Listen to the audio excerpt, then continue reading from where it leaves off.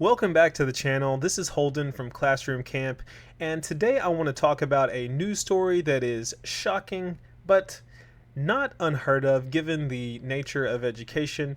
The headline reads, "Two students arrested after allegedly attacking teacher at Florida high school." Now, normally I don't like to highlight the misbehavior of students, but we're going to make an exception today, and you're going to see why as we get into this story. This is reported on abcnews.com, March 18th, 2025. Now, before we get into this article, I do have a quick favor to ask. If you could please like this video, that helps me out here on the channel. It gets the algorithm going and it gets my videos a little more exposure. And if you like this type of content, don't forget to subscribe to the channel. Also hit the notification button so that way you get notifications anytime I post a new video. Let's take a look at this. The story says two students were arrested after allegedly violently beating a teacher at a high school in Fort Lauderdale, Florida on Thursday, according to Fort Lauderdale Police Department. The altercation captured on video shows Javis L. McClover, 19, and Roderick McQueen, 19, approach a teacher at Dillard High School at approximately 2 p.m. on Thursday, verbally threatening to attack him, police said. Now, as I said, I normally don't highlight student misbehavior, but these students here are 19 years old. And there's another news article I read that covers this same story, that in it says that these men attacked the teacher. These men were arrested, and that's exactly what they are, is men at 19 years old.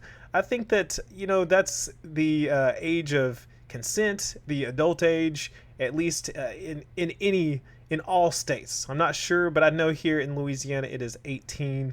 19, you are a grown adult at that point. As young as you still are compared to my 35-year-old self, you are still a grown adult. The two, who are both enrolled at Dillard High School, then intentionally launched a synchronized physical attack on the teacher. McClover and McQueen repeatedly punched the teacher in the face and head with closed fists, causing the educator to fall to the ground, police said. The students continued to punch the teacher while he was on the ground in a fetal position, attempting to guard himself against injury, police said. So this was a true beat down, as this teacher was on the ground and got jumped. All right. Dillard High School security staff intervened to pull the two students away from the teacher, who suffered injuries to his face in the form of swelling and bruising and reported pain in his back as a result of the attack. McClover and McQueen were both charged with battery on a public or private education employee, according to police. It was not clear if they had legal representation, and these students were arrested. The Department of Education in Florida made a statement about it, saying, "No educator should fear for their safety while doing their jobs. Schools must be places of learning, not battlegrounds." And you can see here a picture of the two students. So, this is an unfortunate circumstance. I hate to see any violence against anyone in any circumstance. I have never been in a fight myself. I've never been beat up. I've never been jumped. I've never had a black eye, because I stay away. In most cases, I'm pretty much a pacifist. I can't see myself punching someone. I've never done that, and I've never been punched. I don't instigate fights. That's just not in my nature.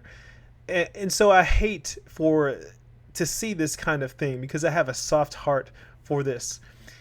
But the reason I want to talk about this is because it highlights some of the risks associated with teaching, and teachers need to recognize this.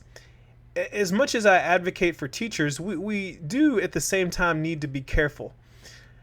There was the other news article that I read about this, had the thoughts from an onlooker, from another student at this same school, who said that, well, they believe that the teacher instigated it. Like, the teacher had said something like, "Well, what are you going to do now?" And, the teacher had talked a lot of trash, I guess, to these students, potentially. And that's no excuse for these two individuals' behavior. But you cannot walk around the school grounds as if you are invincible, as if there are not consequences to your behavior as a teacher. And I would just like to say that you need to treat everyone with kindness and respect. And again, I want to emphasize that I don't know all the details. I'm not critical of this teacher, and I don't want to place any blame on this teacher because this is inexcusable. But as teachers, we do need to recognize that we have a job that does have some risks. The possibility of harm is always there, and we just need to be good human beings in general.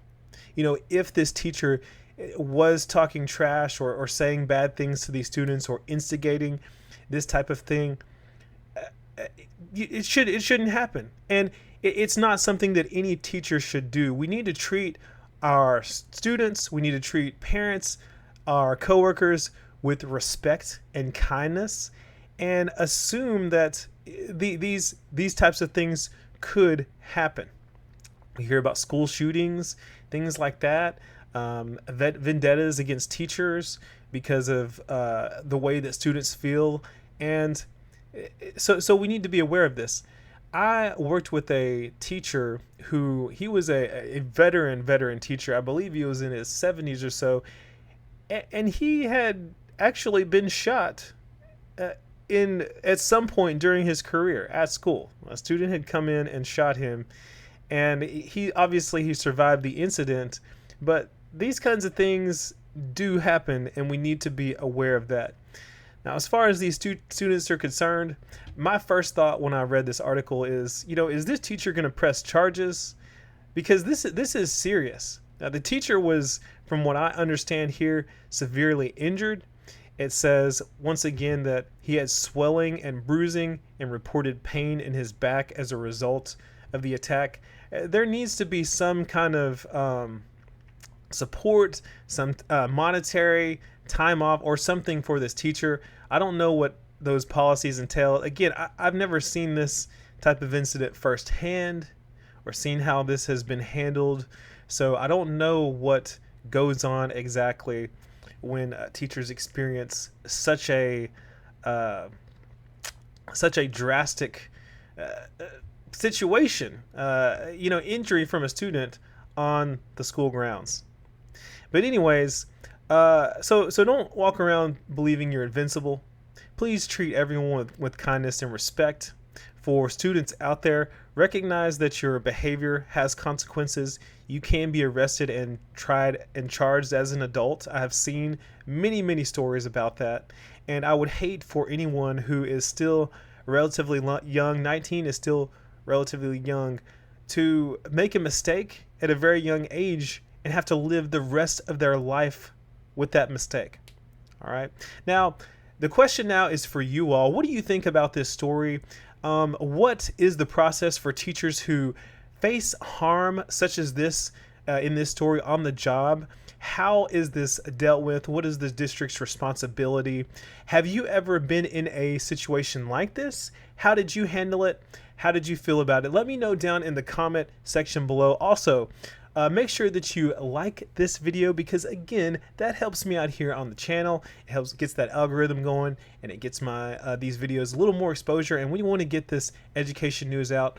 Also, if you like this kind of content, don't forget to subscribe to the channel. Thank you in advance for doing so, and hit that notification bell so you get a notification anytime I post a new video. That's all I have for you in this video today. Thank you for watching, and I'll see you in the next one.